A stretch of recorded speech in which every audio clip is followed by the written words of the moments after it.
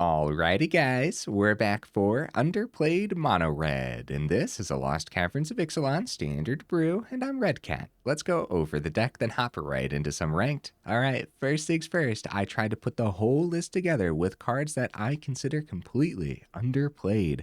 That means we're not building the deck with cards like Commando Faces Caucasian or Monastery Swiftspear, Monstrous Rage, Phoenix Chick, Play with Fire. That feels weird not to be playing with, right? Charming Scoundrel, Feldon, Lightning Strike, bro, mono red is fixed, huh? Chandra, I actually questioned if this was actually underplayed, but we still do see Chandra, a little bit. Godric, underplayed? Nope, not at all. Squee, nope. These other honorable mentions we'll go over after we go over the rest of the build, but of course I cheated with the mana base. Mountain, yeah, I think mountains are played, and then Crucible and Mishra's Foundry also made the cut. But everything else I consider to be underplayed. Cards like Voldaren Thrillseeker. This is a 3-mana 1/1 with backup 2. Okay. So when it ETBs, you put 2+1/+1 counters on target creature. If that's another creature, it also gains the abilities printed below this one until end of turn. So what's printed below? For 1 mana, sacrifice this creature. It deals damage equal to its power to any target. Nice. Every time I've played with Thrillseeker, it's been an absolute MVP. Really knows how to plug that damage through, man, especially when paired with cards like Cacophony Scamp. 1 mana 1/1, and when it dies, it deals damage equal to its power to any target. Nice. We do have ways to actually buff up that Scamp too. And also on this card, when it deals combat damage to a player, you may sacrifice it. If you do, proliferate. Nice. And the proliferate might come in handy. We do have ways to get +1/+1 counters, like even just the backup too, right? But outside of that, being able to sacrifice itself really could come in handy as well. So we might as well finish going over the 1-drops real quick. We got Embereth Veteran, 1 mana 2/1. Nice. That's all you need for me, but it also has this neat little ability. For 1 mana, you can sacrifice it. Create a young hero role token attached to another target creature. Realistically, you're probably only going to be sacrificing this if the opponent's already removing it anyways, or if you really just need that young hero role, which we don't get to see too often. It's an aura, enchant creature. Enchanted creature has, whenever this creature attacks, if its toughness is 3 or less, put a +1/+1 counter on it. Nice. That's actually pretty neat, huh? Have we ever seen the young hero role in action before? I don't think so, actually. But there's a lot of really neat cards in here that wouldn't mind having that aura attached to it, like Radha's Firebrand. You guys remember this one? I'll tell you what, it was played for a little while there, but we don't see it anymore. So it's a 2 mana, 3/1. When it attacks, target creature defending player controls with power less than Radha's Firebrand's power can't block this turn. Beautiful. I do think we're going to be able to get Radha's Firebrand chunky enough to potentially take like Sheoldred out of the blocking equation and stuff. And like Sheoldred's a problem regardless. So like that's always like the go-to creature that I bring up when talking about stuff like this. But like it's just a problem card. You know, it comes down like 2 turns too early for what it is. That's what it always feels like. Also has a domain ability here for 5 and a red.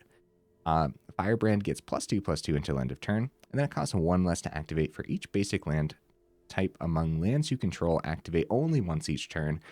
So in this build, of course, it's just 5 mana, get +2/+2, which honestly could come in handy. You never know, huh? We have other cool abilities similar to Firebrand, like Hammerhand packed in here as a 3 of. A 1 mana aura, enchant creature. And when it enters the battlefield, target creature can't block this turn. Nice. So we're taking all kinds of cards out of the blocking equation. And then enchanted creature gets +1/+1 and has haste as well. And that haste really could come in handy, as a lot of our cards actually don't have haste.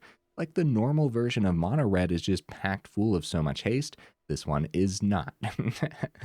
So we have cards like Raging Battle Mouse in here too. All 4 of them. So 2 mana, 2/1. The second spell you cast each turn costs 1 less to cast. In a deck that has a lot of 2-drops like this, I think that ability is really going to come into play often.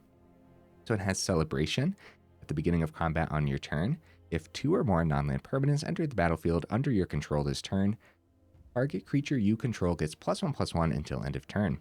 So that's at the beginning of combat, so that's pretty cool. You get to buff up that Firebrand and then swing in with a nice chunky Firebrand again.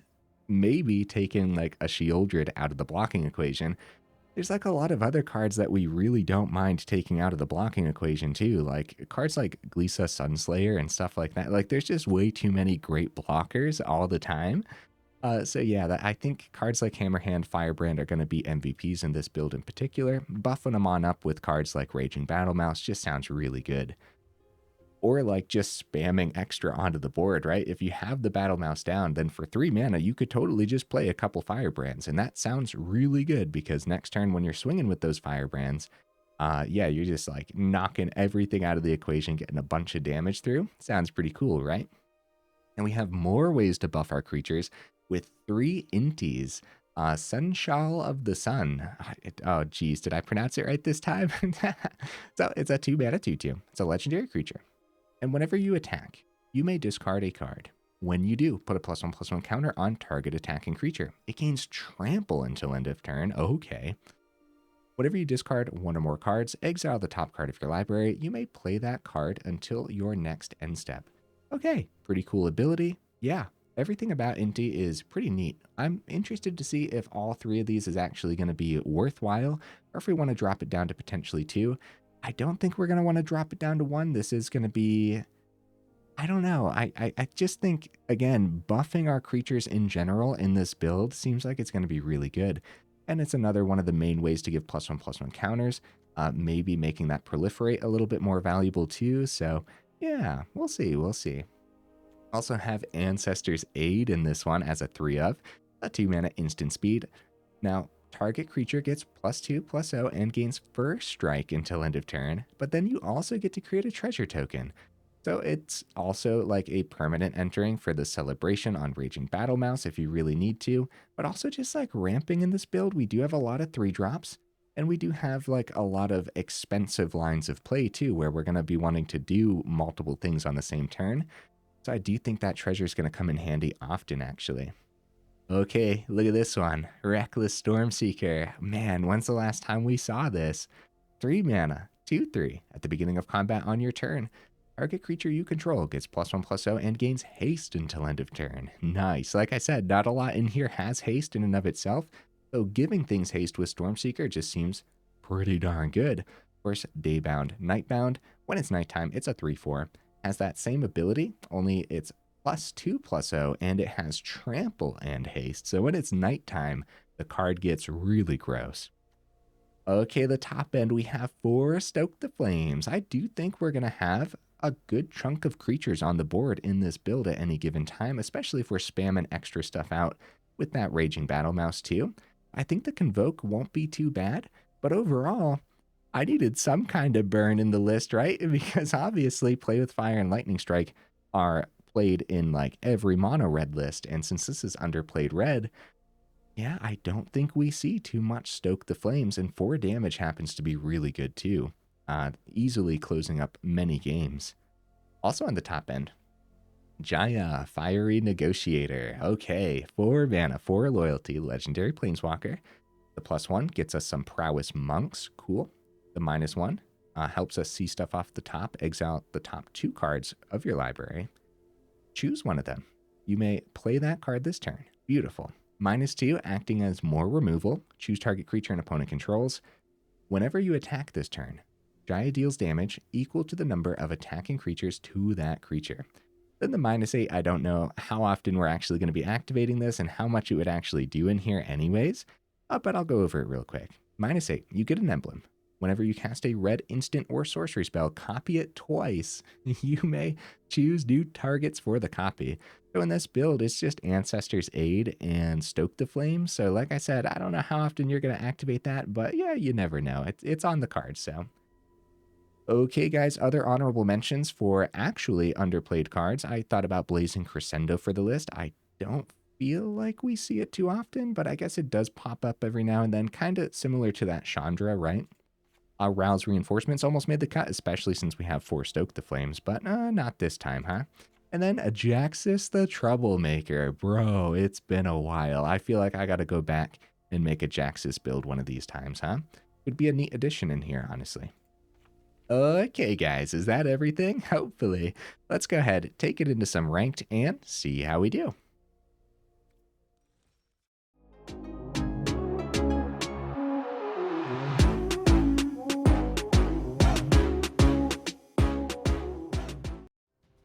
All right, we'll see if we can get right into that first match. Let's go. What am I expecting from the list? All right, so I don't think it's going to be as good as the normal mono reds that we see, but I think there's some power packed in. Like, it's underplayed for a reason, right? If I think they're underplayed, then I think there's some power packed in.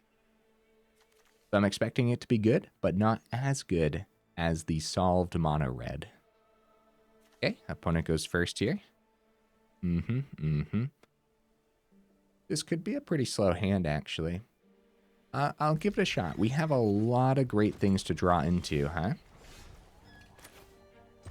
Oh, for some reason the deck tracker is open over there. I'll go ahead and close that so it's not on the screen until we need it, right? Charming Scoundrel. Uh-oh. Speaking of which, and they went first too. Oh no, the one drop was one turn too late. All right. Firebrand comes down. Hopefully doesn't get burnt right away. Checking out the Firebrand. Yeah, no, unfortunately, they're not going to be keeping blockers back anyways. Yeah, they're definitely going in. We could trade into this. Down to 14. Are we going to be able to keep up pace? Probably not, but I'm not ready for that trade yet. Okay, land isn't bad. We can give haste to the veteran. Bring them down to 14, but we're going to be in trouble here soon. Yeah, we better go. What do you guys think? We can do our dandiest to keep up pace. And look, if they were able to keep blockers back, we would have taken both of theirs out of the equation. That's really cool, actually. I missed that whole Hammerhand Firebrand combo. Nice. Put that roll on the Firebrand. We had that 1 mana open. That was perfect. Okay, down to 10. Land. Oh boy. We gonna die next turn? Hopefully not. I doubt they have. I think the target happens before the counter regardless of ordering. Yeah, you have to target before the counter goes through. We'll keep the Stoke the Flames open, but we might just end up hitting face, guys, because we could win next turn. Like, if we don't die. Okay. They might be... Oh no. Witchstalker Frenzy for the Firebrand. Okay. Well, that's happening, first of all. I'm thinking of where this Stoke the Flame should land. Should it land face, or should we get rid of one of these? It should probably land face, just because, like, we're in trouble regardless. Oh no, more land! Dude, you know what? This was really close. And honestly, if they didn't have removal for our Firebrand... Actually, I'm speaking as though we're dead, but maybe they don't have that extra 2, but I'm pretty sure they're going to have it. You know what I mean? I'm pretty sure it's over. Phoenix chick? That's only 1. Still got 2 open, though. We could try to only take 3, but it's probably still a lightning strike anyways. You know what? Let's just take the 5. Let's do this. See what happens. Okay. Yeah, we could have taken out, like, the adversary. It was a lightning strike anyways. Good game, opponent. Very good game. We got them down to 2. That was sick. For how much we flooded, too. Only 22 land. That was a huge flood overall.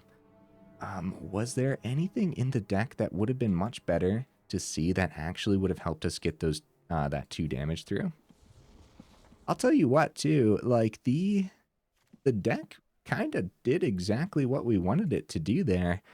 Double Stoke the Flames was fine. It is a big chunk of damage, but yeah, way too much land for that first game. Get into the second one. It kind of felt good. Felt totally fine. So early on, like for example, if we would have actually had our turn 1 and get our knight down, then maybe that 2-1 would have been able to get through on that turn 2, and that would have been the 2 damage required, right? I say maybe because that might have changed the order of their removal as well. Nice. We go first. I'm a little bit scared by the triple mana. A little bit more damage if we go Veteran right now instead of Scamp. I was going to set up the Scamp for the double Scamp, but it's a little bit more damage with Veteran. I bet they don't trade into that, but I think we're going to take it out of the equation anyways. Actually, I think I'd prefer that trade. Save the Hammerhand for something else later and get double Scamp down this turn. Okay. they do not accept that trade. I was going to say, yeah, if they ramp into a chunky dino, then that's actually pretty bad. So that isn't a bad trade for us, but saving Hammerhand back for the turn regardless to take that big dino out of the blocking equation seems pretty good too. So if they take a Scamp out, then we take their Lorekeeper out. Which I suppose when we get Scamp through, we can sacrifice it. First one, nice. Wonder if they go for that swing. They do not. A second Hammerhand is actually pretty good. So this blocks the Scamps pretty well. We could always... Yeah, I don't mind the second Hammerhand. Am I just going to go swing with Stormseeker for the turn, though? Maybe. Doubt it's a double block. Yeah, let's get Stormseeker established since they haven't played a bigger dino yet. And if we full swing and they block there, that's their best block. So we swing with Scamps, right? To try to take out their Lorekeeper, regardless of their blocks. Let's see what they end up doing here. All right. So we are not going to be sacrificing the other Scamp. We're going to take care of their Lorekeeper. And we decline this. Very nice, guys. Okay. So taking out the Lorekeeper ramp could be huge. It could prevent like their 4 mana dino from hitting the table. It's going to be a fight rigging anyways. Okay. Well, fight rigging's pretty slow for them for the turn, so because we'll be able to take this. Ooh, Stoke the Flames, dude. That's good. Yeah, we have 2 turns of taking blockers out. So let's buff that Scamp a little bit. You can't block. I'm going to save the other Hammerhand for now. 1, 2, 3. It's usually going to be going into the Scamp, right? I don't want to sacrifice that Veteran unless we have to. We could sack Scamp and do an extra 3, but it's not worth it just yet, so we're going to decline. That Hammerhand for next turn. It's a good board state. And the opponent's taking a ton of damage. Lorekeeper, okay. It doesn't look like it's going to be anything for that fight rigging. Well, actually, it still could be that 3 mana dinosaur, but... Yearling. Okay, getting extra blockers down is pretty good for them. The big thing here is going to be just buffing that Scamp high enough and then just going Stoke the Flames to the face. They go chomp on the Stormseeker. Okay.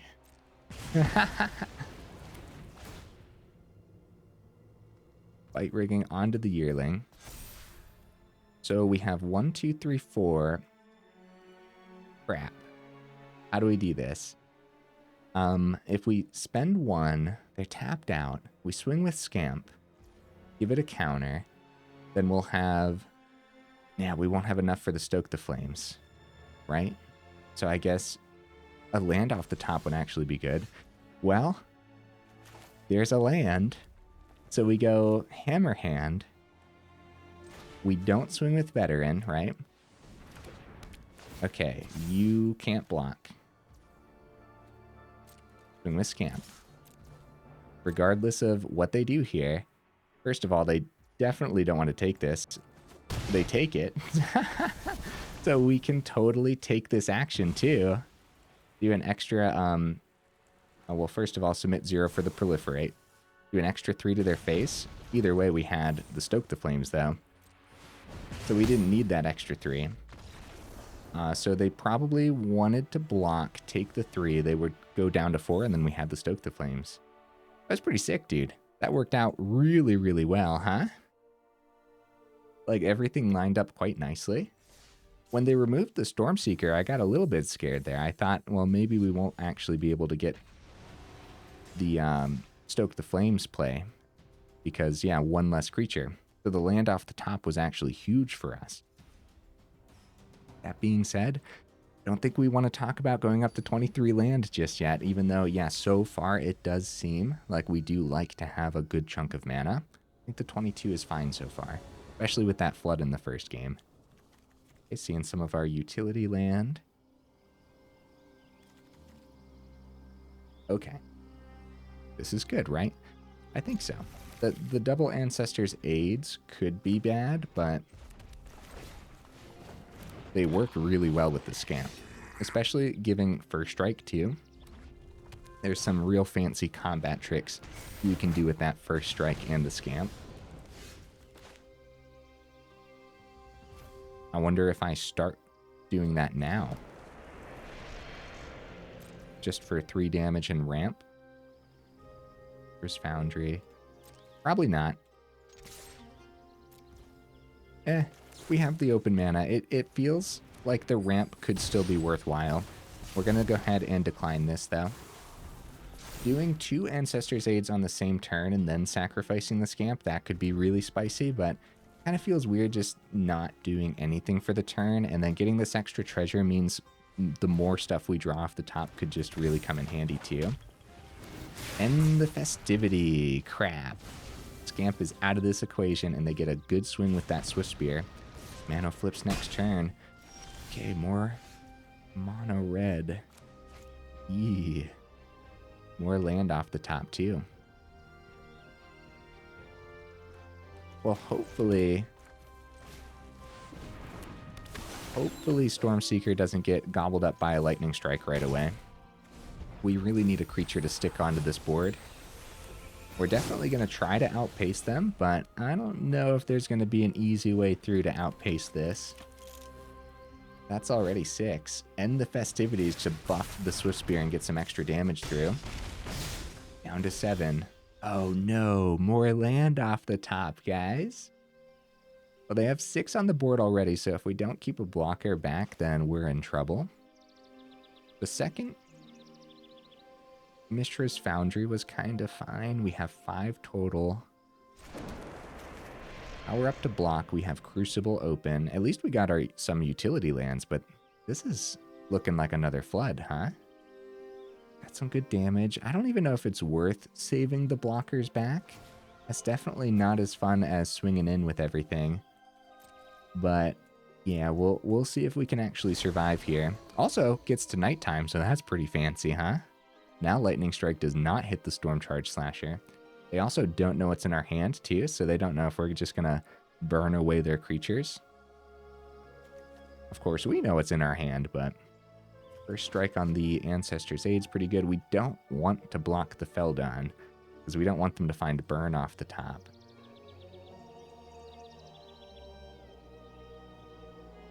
If we draw more land next turn, then maybe we'll consider 21 land, but I really don't think that's what we want to do, you know? This is definitely really fun playing with all these different red cards, though. Opponent.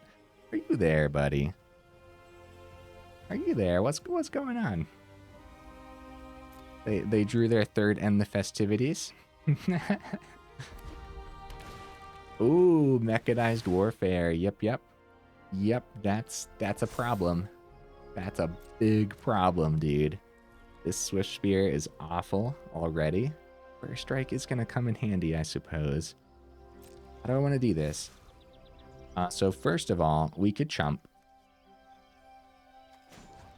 We're going to power up Foundry. That's 1, 2. With the treasure. So we can go... We can buff it a little bit, but then the Foundry dies. I'd rather... Man, what's that last card in hand, do you guys suppose? Sorry, opponent. Let's get the block here. Let's get the block here, and then we're going to give that Foundry first strike. How do you guys feel about that? Replaces the treasure as well. Nice. That's huge for us. These are huge blocks, man. Down to 4, so I suppose we should be scared a little bit. Cacophony Scamp. Yeah, if they have a lightning strike in hand, then we die from the warfare. So this is the turn, right? Like, we just go maximum amount of damage. Right? We're going. We're going in, man. It's all risky regardless. Actually, this is a huge amount. How much damage is this? Oh, it has to be an attacking assembly worker, by the way. We have to swing in first, then do the +2. Because we get to sacrifice the Cacophony Scamp as well. It's going to be exactly lethal, dude. Oh my goodness. That was a math is for blockers, and the opponent didn't have any blockers. So, yeah. I mean, I was going to swing regardless because it was a fun swing. And, like, pretty much anything in Mono Red's list could do that last 4 damage to us once the Warfare's on the board, you know what I mean? Feldon's rough to block, so if we kept blockers back, then they could have easily just found that burn with the... Yeah, again, Warfare on the board meant we were likely dead next turn, so let's have a fun swing. And then that swing just happened to be exactly lethal. Scamp off the top was huge there. Holy cow, dude. That was wild, man. I mean, you can't really ask for a better match, right? Because Mono Red was doing the Mono Red thing, and then us playing our underplayed Mono Red. That was sick, dude. Holy cow.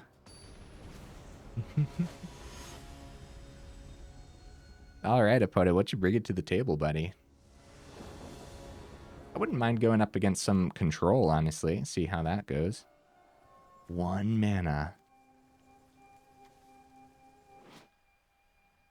Opponent goes first. We are on the draw. 22 land. What do you guys think? It's a mulligan, right? Let's keep it. Let's do this. I'm crazy, guys. Let's see what happens, because I think we could see that mana off the top. And it's kind of felt like we've been flooding pretty good here, too, so... We're on the draw, so we have that chance. Come on, 2nd mana. Come on. Sheoldred's Edict takes out the veteran. Yes, 2nd mana. All right. This got to be Raging Battle Mouse probably, right? Way we can try to do more next turn. I think that's fine. So yeah, obviously 3rd mana would be good, but also Ancestor's Aid gives us that little bit of treasure too. Okay, they're going to go ahead and make the Raging Battle Mouse a little weaker here. Oh man, that's what I'm talking about, dude. We saw the mana, so we do have the swing at the Jace with the Stormseeker. But if we go Ancestor's Aid... It'll make Stormseeker cost 2, and then we'll be able to take out the Jace, right? With 4 total. So let's do that. Actually, it's going to be 5 total. Does that mean I want to change my line a little bit? No. I'm going to stick to it. Stick to it here. There we go, there we go. That's how we wanted to do it, and get 1 to face too. Plug it all onto the same creature. For some reason, my brain was telling me to put the +1/+1 on the Raging Battle Mouse, so I was like, oh, we're going to overkill the Jace. But no, just make sure that it all goes into the... Oh, no, my Stormseekers. That's like the main... That's the key haste component here. We do have Hammerhand, but... Like, yeah, the end just rips it out of our hand, graveyard, library. This hits hard, dude. We will draw in place of that other Stormseeker, but that's really rough.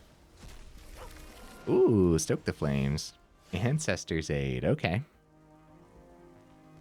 So, yeah, not having that haste is scary to say the least. We discard with Inti. No, I don't like that. I don't like that much. Let's do a similar line of play. They're tapped out right now. We're going to get as much damage through as possible. And I don't think I'm going to discard for the Inti.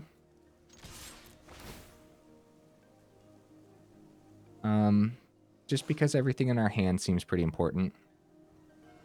And it's not like we need trample or anything and that extra 1 damage. Because like they could instantly wipe this board. So keeping stuff in hand seems a little bit more valuable than 1 more damage. Oh, it feels like a Sunfall style build too, doesn't it? Silver Scrutiny, they go for the draw. This is our chance, dude. GG opponent, let's go, man. Yeah, them tapping out there. Nice. Holy cow. You battlefield. Let's look at this real quick, right? We had 4 on the board already. Opponent must have been thinking that we were going to do our dandiest to get the Celebrate on the Raging Battle Mouse, so potentially 5 on the board. Potentially 6 on the board if we wanted to discard for the Inti, right? So in our hand, we had Radha's Firebrand as one of the permanents, and then Thrillseeker as the second permanent, because that would have cost 1 less, right? Okay, then we plug those 2 counters elsewhere. Actually, if it, instead of going for the buff on the Raging Battle Mouse, just going Thrillseeker for 3, keeping that 1 treasure open for the ability, and then plug that to discard with Inti, plug that onto the same one that we'd sacrifice for the Thrillseeker's ability. That's a chunk of damage, dude. Holy cow. I actually would have liked to play that out. And then, like, if that didn't get us there, then we still had Stoke the Flames potentially for next turn if the discard was the Firebrand for the Inti instead. That's wild stuff, dude. It's playing out really nicely. Let's see if we can get 1 more game in. We'll see if we can end on a high note, but even if we don't, like, these matches have been absolutely terrific. Like, holy cow, man. Opponent goes first. Okay. A good hand.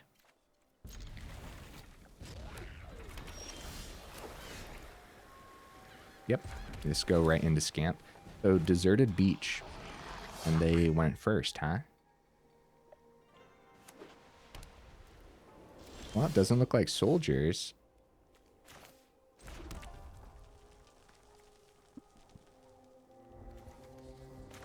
I think we're gonna start with the swing. Okay, nothing. See if the Raging Battle Mouse can land on the board. Because I think setting that up for next turn is really good.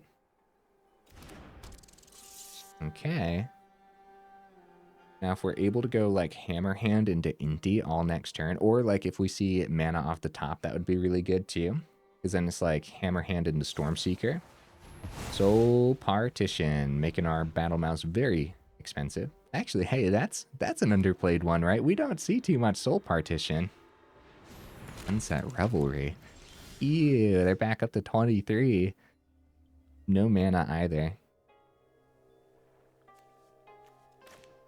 Hammerhand's still pretty good. I'm gonna get Inti down for the turn. I'm concerned about discarding, but I'm trying to think like what that Stoke the Flames is going to do, and I think I'd rather... I guess I'd rather do nothing here, because they easily double block, and then we just poke 2 to face, and then Inti's ability doesn't do anything, right? Yeah, that's a pretty easy double block into our 2/2 Scamp if we did that. And then we'd lose a card out of hand, too. Realmbreaker, huh? Hey, there's a land. All right. All right. The question is now, do we want to attempt any swings beforehand? Because whenever you discard one or more cards, exile the top card of your library. You may play that card until your next end step. So I'm thinking if we go for the swing beforehand here, go like this onto the Inti, take one of these out of the equation. We go for the swing. We buff the Scamp. I think we want to keep Jaya. Actually, I am going to discard Jaya because Stoke the Flames could be that last little bit. So buff the Scamp so it doesn't trade. Stoke the Flames off the top, unfortunately. I was thinking maybe we see a land. So we're going to decline this because I think keeping stuff on this board state's a little bit more important. So second land and nothing because everything's too expensive there, unfortunately. I was hoping for something. One of our 2 drops would have been terrific too. We have a lot of 1s, a lot of 2s, and a lot of lands. I feel like, oh, temporary lockdown just got rid of everything. Oh no. I wonder if I pay 4 for the Raging Battle Mouse. Can I see what's in here? Oh crap, guys. Stormseeker's pretty good. We only have 1 open then. Oh, jeez. Yeah, that Jaya might have been a real risky discard. So even if it wasn't a temporary lockdown, easily seems like a Sunfall style deck too, so. More land. Yeah. Yeah, that Jaya seems like it would be pretty good in my hand right about now. So let's go Stormseeker into Thrillseeker. We might as well just do everything because I think that the opponent has slowed us down enough. Right? We might as well do everything. Maybe not. Maybe not. Because I suppose Wandering Emperor is a thing. Stoke the Flames for 3. I'm going to keep that Stoke the Flames for 3 open. Like 3 gets through.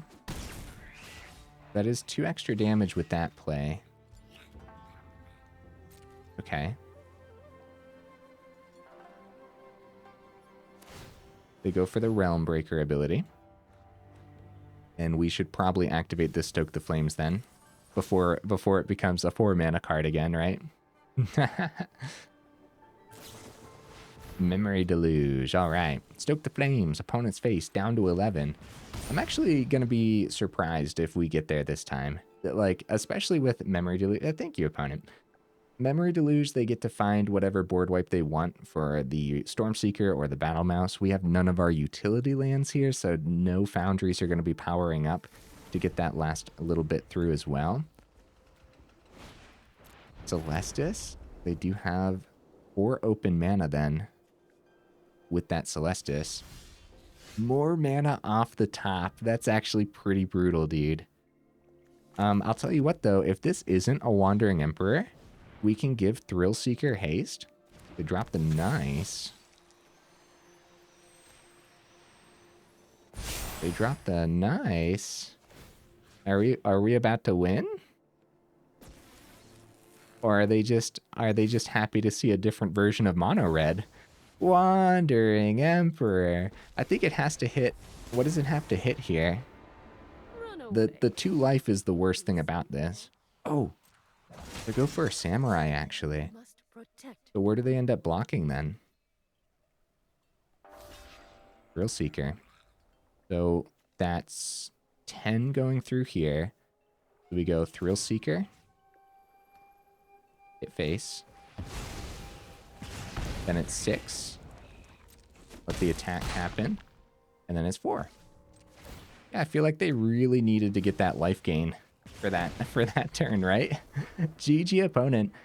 Super explosive damage. I'll tell you what, man. We got a little lucky there for sure. But that was still an uphill battle, and I kind of lost hope somewhere in the middle there too, because like, you know, control being control, it just kind of feels like they have it when they need it type of thing. So look at that deck win rate, guys. 80% feels good.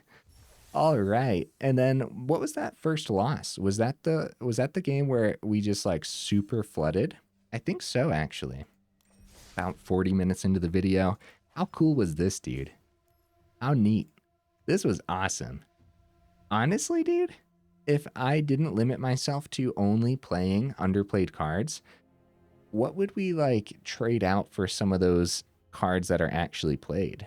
Like dropping a couple Stoke the Flames could be fine, and going up some of the other reliable burn. Lightning Strike always works great in a deck with Raging Battle Mouse because it can always be your second card you play, and then it just effectively turns into a lightning bolt, right? That being said, it would probably just be Play with Fire if we dropped the Stoke the Flames, right? I feel like Play with Fire would do a little bit more. Inti for me today was a little iffy. There weren't too many moments where I actually wanted to just do the discard. So I could see dropping down to 2 of these, right? What about you guys? I think so. And the mana base kind of felt all over too. For 22, it sure felt like 25 or 26 in a lot of those games. And then, of course, there's going to be other games where you're just like, come on, land off the top. And I guess that's just Magic the Gathering. So I think the 22 is fine. I think having the 2 Crucibles isn't going to hold you back at all. And the double Foundries is pretty good too. Just because creature lands are important when there's just the, you know, the meta is board wipe meta because the meta is also very fast, aggressive mono red meta too. So like, you know, they try to counter each other out. So that's why the creature lands are so important. Hammerhand seemed great. Radha's Firebrand. I feel like we didn't get this on the board too much today overall. Did we? I mean, taking blockers out of the equation, man, like that's just like, it's still so powerful. Maybe we could drop down to 1 Inti and instead, like, you know, maybe go up something to just see more off the top. Like, Ren's Resolve, right? That could be good. Of course, that's not underplayed, but now we're just talking in terms of just making the deck better overall, regardless. I could totally see that, dropping 2 Intis and going up 2 Ren's Resolves, right? Just seeing more off the top. And then dropping a couple Stoke the Flames, 2 to 3 Stoke the Flames for 2 to 3 Play with Fires. Yeah. Yeah, if the deck wasn't limited to only underplayed cards, I actually think this would be pretty good. And it performed really well today too, regardless of how lucky we got in some of those games. We also like had some bad luck there too, you know, with like flooding out and whatnot. So this was excellent. I loved it, dude. It really plugged damage through. Holy cow. We got to see in that last game just how disgusting Thrillseeker can be as well. And in that last game, again, having all that extra mana was really good because we got to play the Thrillseeker, and then we still had enough open to activate Thrillseeker's ability and activate the Thrillseeker ability that was on the Battle Mouse, so that's 5 mana total already. I think we had 6 mana that game, but like regardless, guys, if you made it this far into the video for real, y'all are champions.